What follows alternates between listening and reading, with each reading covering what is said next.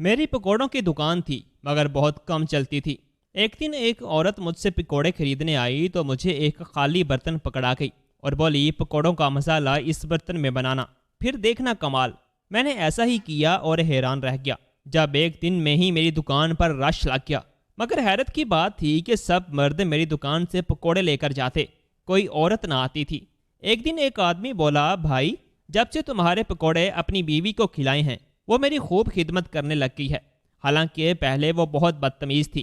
میں بہت حیران ہوا اور اسی دن میں وہ پکوڑے گھر لایا تاکہ اپنی بیوی کو ڈھیر سارے کھلا دوں۔ مگر تھوڑی دیر بعد میرے تو پاؤں تلے سے زمین نکل گئی جب میری بیوی صبح سے شام ہونے کو آئی تھی مگر ابھی تک میری دکان میں صرف 2 ہی گاہک آئے تھے۔ انہوں نے بھی بس 100 روپے کے ہی پکوڑے مجھ سے خریدے تھے۔ میں اتنا زیادہ مسالہ بنا کر بیٹھا تھا، اب حسرت بری نظروں سے اسے دیکھ رہا تھا۔ یہ مسالہ تو ضائع ہو جاتا اور یہ تو بہت گھاٹے کا سودا تھا۔ مجھے نجمہ کے تیور سوچ کر ہی خوف آ رہا تھا۔ یقیناً آج وہ 200 روپے دیکھ کر خوب واویلا کرنے والی تھی۔ میں انہی سوچوں میں مگن تھا جب مجھے کسی نے مخاطب کیا، بھائی صاحب پکوڑے ہیں؟ میں نے نظر اٹھا کر دیکھا تو سامنے سفید چادر میں لپٹی ایک عورت کھڑی تھی۔ میں بولا جی ہیں، کتنے چاہیے؟ وہ عورت نظریں جھکا کر بولی بس اتنے دے دو کہ میرا پیٹ بھر جائے، مگر ایک بات سن لو، میں ادھار کی نیت سے آئی ہوں، ابھی میرے پاس پیسے نہیں ہیں، بھوک کی شدت سے مجبور ہو گئی، نہیں تو میں کسی کے سامنے ہاتھ پھیلانے کی روادار نہیں ہوں۔ میں ہنس کر بولا بہن غم نہ کر اور دکان کے اندر آ جا، ویسے بھی میری دکان کہاں چلتی ہے، یہ پیسٹ بھی یوں ہی پڑا خراب ہو جائے گا۔ وہ عورت دکان میں عورتوں والے خانے میں جا کر بیٹھ گئی۔ میں نے پکوڑے، رائتا اور خاص قسم کا سلاد بنا کر اس عورت کے سامنے رکھ دیا۔ احساس تشکر سے اس کی آنکھوں میں پانی آ گیا تھا۔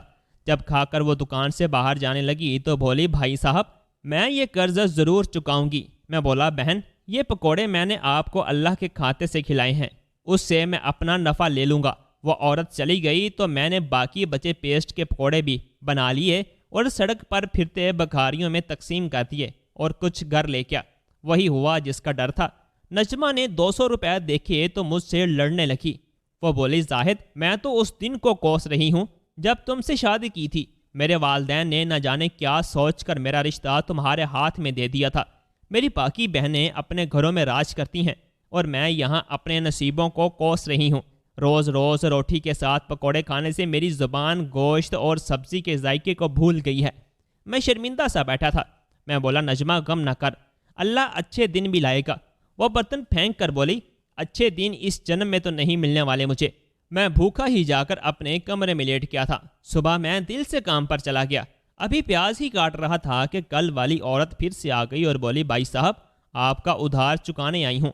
میں بولا بہن آپ تکلف مت کریں۔ اس نے اپنی سفید چادر کے نیچے سے مجھے ایک بڑا سا برتن نکال کر دیا اور بولی آج مسالہ اس میں بنانا، انشاءاللہ دیکھتے ہی دیکھتے تمہارے دن بدل جائیں گے۔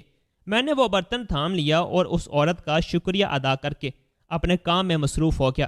مجھے اس عورت کی بات پر کوئی اعتبار تو نہیں تھا کیونکہ برتن بدلنے سے نصیب کہاں بدلتے ہیں، لیکن چونکہ وہ برتن کافی بڑا اور کھلا تھا اس لیے میں نے اسی میں ہی پکوڑوں کا مسالہ بنا ڈالا۔ ابھی میں اس کام سے فارغ بھی نہیں ہوا تھا کہ 2 گاہک آ کر کھڑے ہو گئے۔ ایک بولا آج میری بیٹی کی سالگرہ ہے، مجھے شام کے 6 بجے تک 2000 روپے کے پکوڑے چاہیے۔ میں تو ہکا بکا ہی رہ گیا تھا، میں نے خوشی خوشی تمام معلومات لکھ لی تھی۔ دوسرا بولا مجھے بھی 500 کے پکوڑے چاہیے۔ میں نے پکوڑوں کی پیسٹ کی جانب دیکھا تو وہ کم تھا، میں نے اس کا آرڈر بھی لے لیا۔ غرض یہ کہ شام تک میں نے 4 بار پیسٹ بنا ڈالا تھا۔ واپسی پر گھر جاتے ہوئے میرے پاس ایک پکوڑا بھی نہیں بچا ہوا تھا۔ میں بے انتہا خوش تھا۔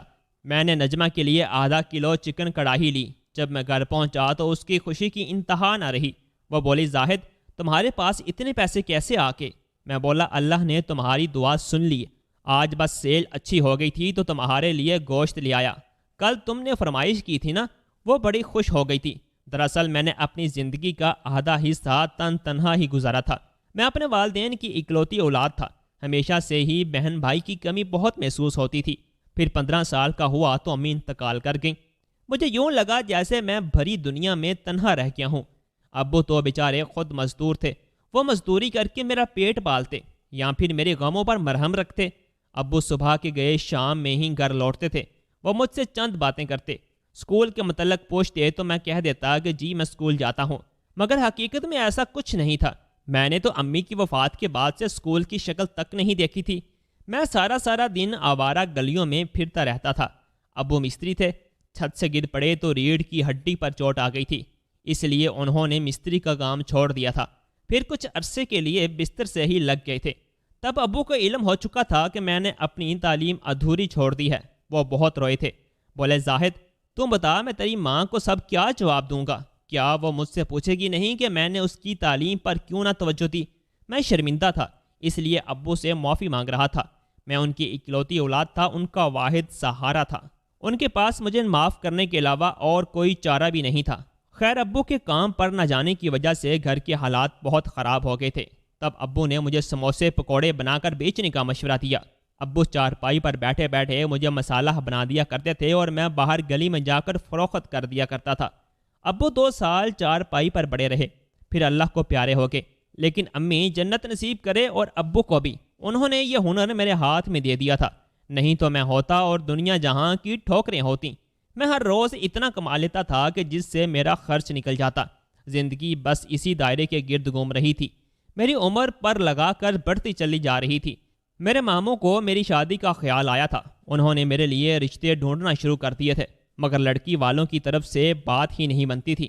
ہر کسی کی اتنی فرمائشیں ہوتیں کہ بات چلتے ہی ختم ہو جاتی تھی۔ کسی کو اپنی بیٹی کے نام پر گھر چاہیے تھا تو کسی کو لاکھوں کا زیور۔ بڑی مشکل سے میرے ماموں کو میرے لیے رشتہ مل ہی گیا۔ انہوں نے میری شادی نجمہ سے کر دی تھی۔ نجمہ ایک غریب گھرانے سے تعلق رکھتی تھی۔ مجھے لگا تھا کہ وہ میرے ساتھ خوش رہے گی، مگر وہ تو بڑی نخرے والی لڑکی تھی۔ وہ کہتی تھی کہ میں نے اپنے والدین کے گھر بہت غربت دیکھی، ہر چیز کے لیے ترسی ہوں، اس لیے میں یہ سب مزید برداشت نہیں کر سکتی۔ تمہیں ہر حال میں میری خواہش پوری کرنا ہی کرنا ہے۔ مگر اللہ کی کرنی یہ ہوئی کہ میری شادی کے بعد سے میرے سموسے پکوڑے فروخت ہونا بند ہو گئے تھے۔ ایک دن میرے ماموں ہمارے گھر آئے اور بولے بیٹا تمہارے نانا کی چند دکانیں ملی ہیں ہمیں، ایک دکان تمہاری امی کے حصے میں بھی آتی ہے، وہ ہم تمہارے نام پر کر دیتے ہیں۔ اللہ نے مجھ پر بڑا کرم کیا تھا جو دکان مل گئی تھی۔ اس کے ساتھ ساتھ میں اس دکان کو بہتر سے بہتر بنانے کی کوشش کرتا رہا تھا۔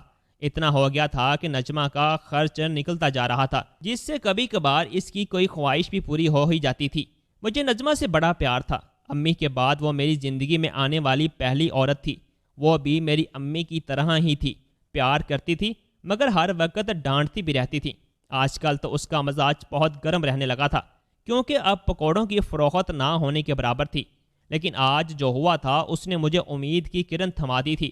میں رات بھر سہانے مستقبل کے سپنے دیکھتا رہا تھا۔ اگر یوں ہی ہر روز مجھے منافع ہوتا رہے تو میں نجمہ کو گرمیوں کے نئے کپڑے بنا کر دے سکتا تھا۔ صبح دکان پر جا کر بیٹھا تو چند ہی گھنٹوں بعد گاہکوں کی لائن لگ گئی تھی۔ سب کے سب ہی مرد تھے۔ اللہ کے فضل سے میرے پکوڑے ہاتھوں ہاتھ بکنے لگے تھے۔ میرے گاہک میرے پکوڑوں کے ساتھ ساتھ میرے ہاتھوں کی بنائی ہوئی چٹنی اور سلاد کو بھی بہت پسند کر رہے تھے۔ ہمارے دن پھرنے لگے تھے۔ میں گھر میں راشن ڈلوانے لگا تھا۔ نجمہ کو نئے کپڑے اور جوتے بھی دلاتا رہتا تھا، اس لیے ہمارے گھر سے اب لڑائی جھگڑا ختم ہونے لگا تھا۔ میں نے اپنا کام وسیع پیمانے پر شروع کر دیا تھا اور اپنے ساتھ مزید 2 ورکر بھی کام پر لگا لیے تھے۔ ایک دن گاہکوں کی لائن لگی ہوئی تھی۔ ایک گاہک ہنس کر بولا زاہد صاحب جب سے آپ کے پکوڑے گھر لے کر جانے لگا ہوں میری بیوی نے مجھ سے لڑنا جھگڑنا چھوڑ دیا ہے، اب ہمارے گھر میں امن و سکون رہنے لگا ہے۔ دوسرا گاہک ہنس کر بولا یار یہ تو تم نے میرے گھر کی داستان سنا دی ہے۔ بات سے بات نکلتی رہی اور تقریباً سب ہی گاہکوں نے اس بات کی تائید کر دی تھی۔ یوں یہ بات ہر سو مشہور ہونے لگی تھی۔ اب تو لوگ دور دور سے میرے پکوڑے اس لیے بھی لینے آنے لگے تھے کیونکہ اپنے گھریلو نوک جھونک کو ختم کرنا چاہتے تھے۔ میں نے یہ سب باتیں نجمہ کو بتائیں تو وہ بولی پھر تو یہ آپ کے پکوڑے نہیں بلکہ تعویذ ہی ہوں گے۔ میں بھی اس کی بات سن کر ہنس دیا تھا۔ مجھے اکثر برتن والی عورت کا خیال ستانے لگا تھا۔ میں چاہتا تھا کہ وہ مجھے بس ایک بار تو مل ہی جائے، میں اس سے پوچھوں کہ آخر اس کے برتن کی کیا کرامت ہے جو یوں میرے دن پھر گئے تھے۔ میں نے اپنا پرانا گھر فروخت کر کے ایک بہتر علاقے میں گھر لے لیا تھا۔ اپنی دکان کے ساتھ ملحقہ 2 دکانیں بھی خرید لی تھی، مزید 5 ملازم بھی رکھ لیے تھے۔ میں اپنے رب کی نعمت پر صبح و شام شکر بجا لانے لگا تھا۔ ہر طرف سکون ہی سکون تھا۔ ایک دن میری بیوی بولی، زاہد مجھے بھی آپ کی دکان کے پکوڑے کھانے ہیں۔ میں ہنس کر بولا، نجمہ تمہیں تو میرے پکوڑے سخت ناپسند تھے، تم تو تنگ آ چکی تھی نا، ہر وقت کتنی تو باتیں سنایا کرتی تھی۔ نجمہ شرمندہ ہو گئی اور بولی، پرانی باتیں آپ بھول کیوں نہیں جاتے؟ آپ یہ بھی تو یاد کریں نا کہ میں نے مشکل وقت میں آپ کا کتنا ساتھ دیا تھا، اب آپ یوں کہہ کر میرا دل تو نہ دکھائیں۔ میں ہنس دیا اور بولا، خواہ خواہ شرمندہ ہونے کی ضرورت نہیں ہے، میں تو تمہیں چھیڑ رہا تھا۔ اگلے دن دکان پر اس قدر رش تھا کہ فرصت کا ایک لمحہ بھی نہیں ملا، اس لیے میں نجمہ کے لیے پکوڑے لانا بھول گیا تھا۔ وہ مجھ سے ناراض ہو گئی۔ وہ بولی، آپ جان بوجھ کر میرے لیے پکوڑے نہیں لائے کیونکہ آپ مجھ سے اپنا بدلہ لینا چاہتے تھے۔ میں نے اپنا سر دونوں ہاتھوں میں گرا لیا، نہ جانے نجمہ کی بدگمانی والی عادت کب ختم ہونا تھی۔ میں نے دل میں سوچا کہ کل میں اپنی دکان کے پکوڑے اپنی اس بد دماغ اور بدگمان بیوی کو بھی کھلاؤں گا، ہو سکتا ہے وہ بھی دوسروں کی بیویوں کی طرح میری فرما بردار ہو جائے۔ اگلے دن میں یاد سے نجمہ کے لیے پکوڑے لے آیا تھا۔ وہ تو یہ دیکھ کر اچھل ہی پڑی تھی۔ اس نے جلدی جلدی سارے پکوڑے ہڑپ کر لیے تھے۔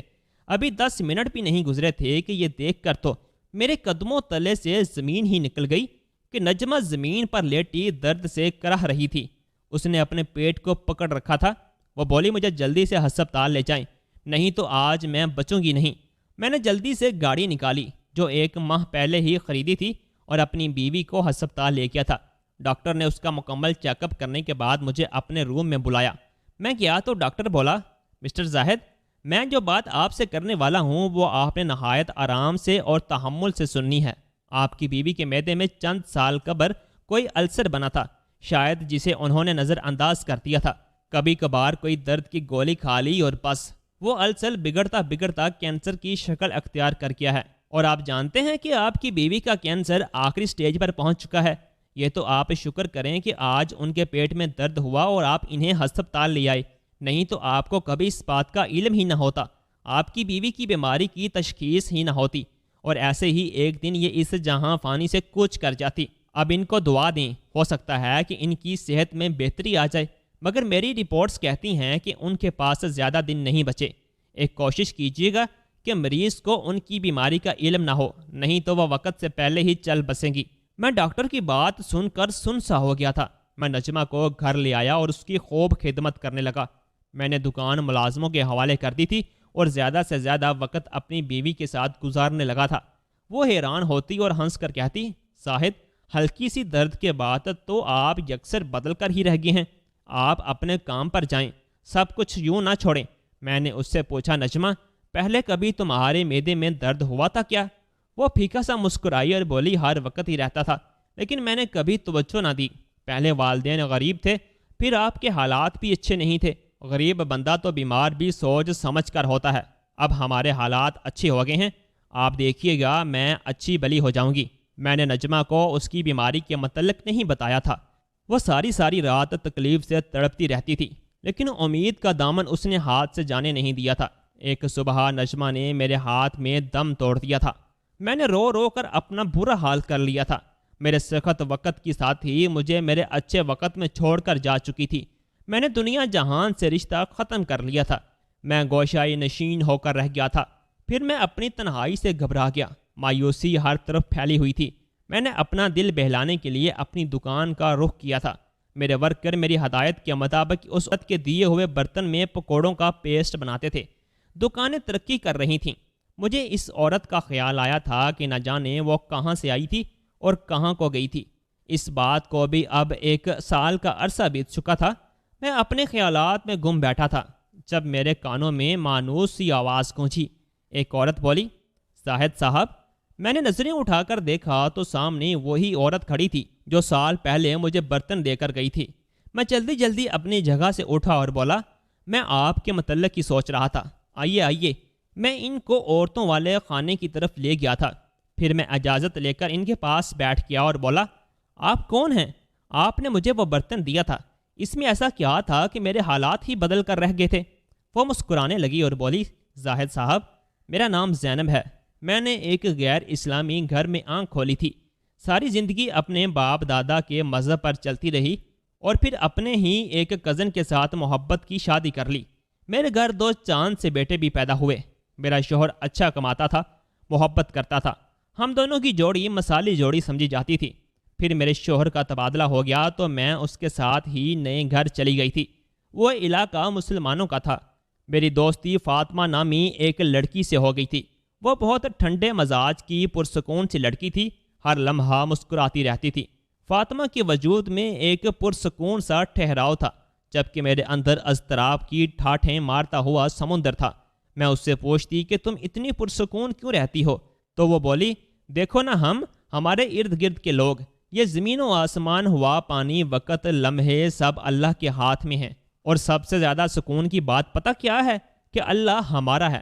محبت میں تو ایک چیز دوسرے کی ہوتی ہے نا۔